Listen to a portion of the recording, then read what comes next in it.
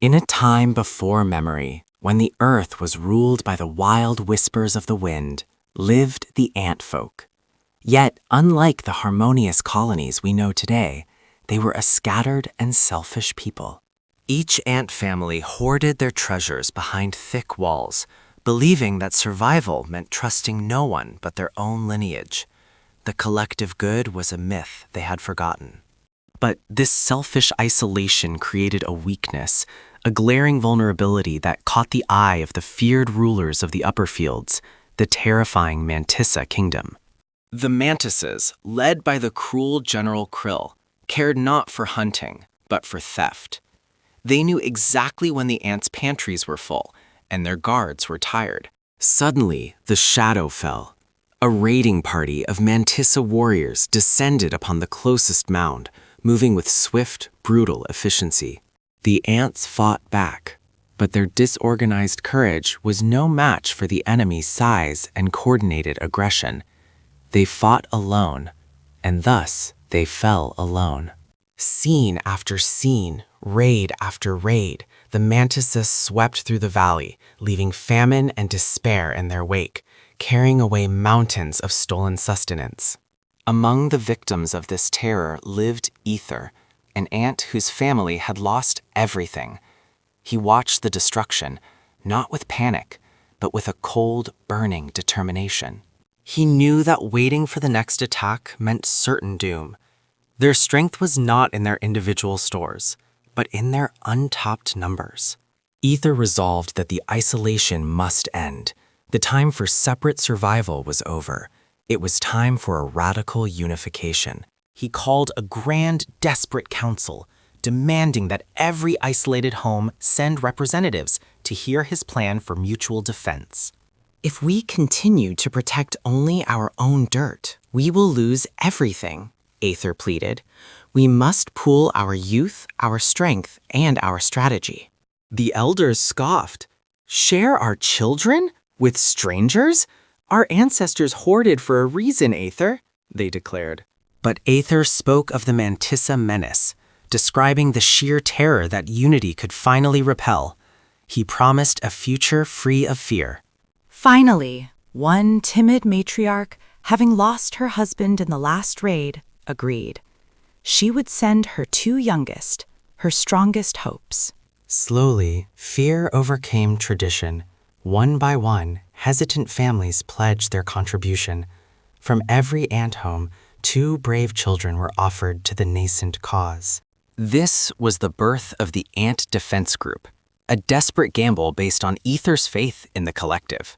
Aether quickly began transforming the disparate individuals into a formidable unit. The first lesson was simple: move as one.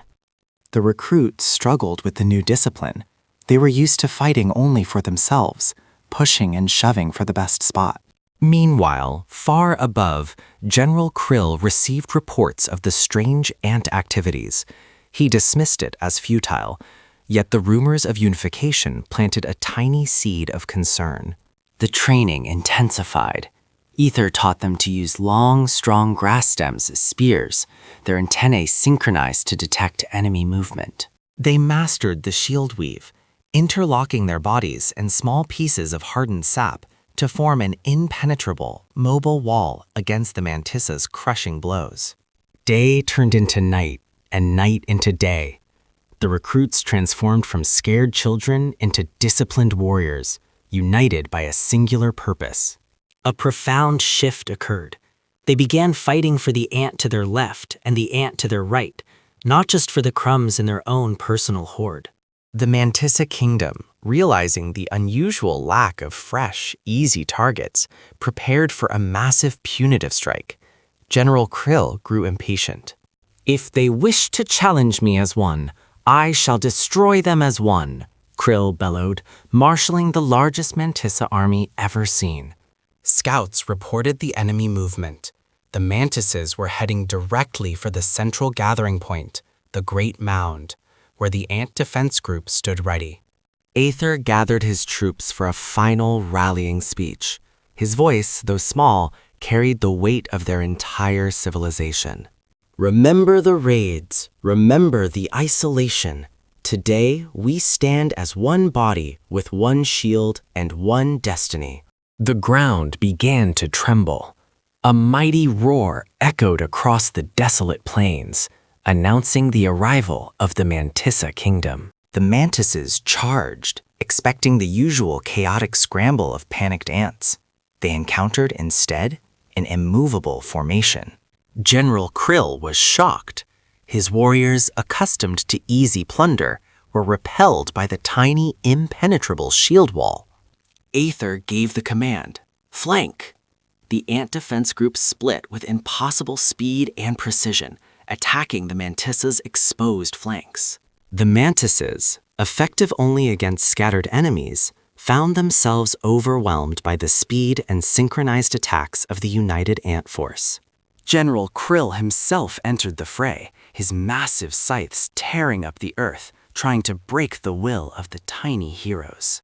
Aether, leading his personal guard, focused the full might of the central formation on the Mantissa general, knowing that the head must fall for the kingdom to fail. With a final heroic push, the combined strength of the ant defense group drove Krill back. For the first time, the Mantissa general tasted defeat. Seeing their leader fall, the Mantissa army broke rank and fled, scattering into the wind, their reign of terror finally over. The ant defense group had won, not through size or ferocity, but through the power of collaboration, a lesson etched forever into the very foundation of their society. And thus, the age of isolation ended. From that day forth, every ant understood that their individual strength meant nothing compared to the glorious, unified strength of the colony, living side by side, working together forevermore.